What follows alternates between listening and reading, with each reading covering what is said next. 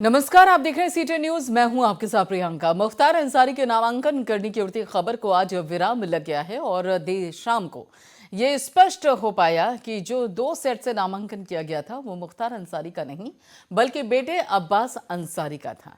अब्बास ने 2 सेट यानी कि अभी तक 4 सेट में नामांकन दाखिल किया है और अब पूरी तरह से मुख्तार अंसारी के चुनाव लड़ने की आशंका पर विराम लग गया है। बताते चले कि अब्बास अंसारी ने 4 सेट में सुहेलदेव भारतीय समाज पार्टी के सिंबल पर सदर विधानसभा सीट से अपना नामांकन किया है। वहीं मुख्तार अंसारी के चुनाव न लड़ने पर अब्बास अंसारी ने बताया कि तरह तरह की साजिशें की जा रही हैं, साजिशों का दौर चल रहा है, किस तरह से नामांकन ही न होने दिया जाए, इसलिए एहतियातन तौर पर 2 सेट में नामांकन किया गया, क्योंकि कुछ कमियां बन जाती हैं, कुछ कमियां निकाली जाती हैं और कुछ कमियां बनाई जाती हैं। इसलिए सब चीजों से बचने के लिए 2 सेट में नामांकन किया गया। और वहीं मुख्तार अंसारी के अधिवक्ता दरोगा सिंह बताते हैं कि मुख्तार अंसारी ने पहले ही स्पष्ट कर दिया था कि वो चुनाव नहीं लड़ेंगे। तो मऊ में बाहुबली मुख्तार अंसारी चुनाव लड़ते हुए नहीं नजर आएंगे और मुख्तार के चुनाव लड़ने की जो अटकलें थी उन पर पूरी तरीके से विराम लग गया है। मुख्तार अंसारी ने नामांकन दाखिल नहीं किया। सुभाषपा के टिकट पर चुनाव लड़ेंगे उनके बेटे अब्बास। मऊ सदर सीट से सुभाषपा प्रत्याशी अब्बास अंसारी चुनाव लड़ते हुए नजर आएंगे। साजिशों का दौर है, तरह तरह की साजिशें करके रोकने की कोशिश की जा रही है कि किसी तरह से नामांकन ही ना हो पाए।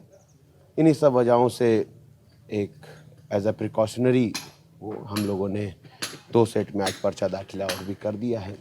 देखिए, चौथा और तीसरा जब फंडामेंटल राइट है कि हम 4 सेट तक अपना नामांकन दाखिल कर सकते हैं, तो इसीलिए हमने उसको चौथा सेट भी दाखिल कर दिया। देखिए, मुख्तार अंसारी साहब तो शुरू में ही स्पष्ट कर चुके हैं कि मुझे चुनाव नहीं लड़ना है, शासन और प्रशासन द्वारा मुझे प्रताड़ित किया जा रहा है। मेरा बेटा इस कॉन्स्टिट्यूंसी से चुनाव लड़ेगा और इस कॉन्स्टिट्यूंसी में रह करके यहाँ की जनता का, यहाँ के लोगों का, यहाँ के अन्य बुनकरों का, बुजुर्गों का, सबका सम्मान करेगा, सबकी सेवा करेगा, सबके दुख सुख में शरीक होएगा।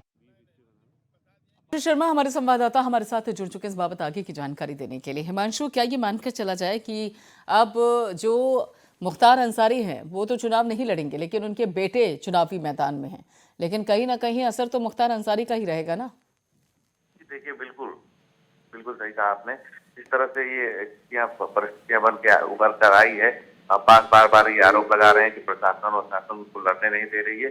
कल उनके वकील ने ये क्लियर कर दिया कि मुख्तार नहीं चाहते हैं कि वो चुनाव लड़े, लेकिन मुख्तार का जो नाम है, जो मुख्तार का दबदबा है, 25 सालों से जो मुख्तार का नाम है यहाँ के समाज में, यहाँ के लोगों के, यहाँ के बुनकरों में, वो उस तरह से वो छवि अब्बास नहीं है। लेकिन मुख्तार की स्थिति स्पष्ट होकर सामने आ रही है। उनके वकील भी कह रहे हैं कि मुख्तार चाहते हैं कि अपने जीते जी अपने लड़के को विधायक बना लें और उससे विधायक बनता हुआ देख लें, इसलिए वो चुनाव से बाहर आ गए। और परिस्थितियां भी ऐसे बन रखी हैं कि उनको चुनाव लड़ने के लिए भी सोचना पड़ रहा है कि चुनाव लड़े या न लड़े। हो सकता है कि पर्चा उनका खारिज हो जाए। इसलिए कल चौथे सेट में अब्बास अंसारी ने नामांकन किया और ये अटकलों को विराम दे दिया कि मुख्तार अंसारी चुनाव लड़ सकते हैं। काफी दिनों से ये चर्चाएं थी मार्केट में कि घूम के निकल के आ रहे थे कि अब्बास की जगह मुख्तार लड़ सकते हैं। लास्ट मोमेंट में उनका पर्चा दाखिल किया जाएगा, क्योंकि कोर्ट ने भी उनको कह दिया था कि आप चुनाव लड़ सकते हैं। लेकिन कल जब चौथे सेट का उन्होंने नामांकन किया तो ये स्थिति साफ हो गई। मुख्तार अंसारी अब चुनाव नहीं लड़ेंगे, उनकी जगह अब्बास अंसारी सुहेलदेव भारतीय समाज पार्टी के प्रत्याशी होंगे। चलिए, बहुत बहुत शुक्रिया हिमांशु।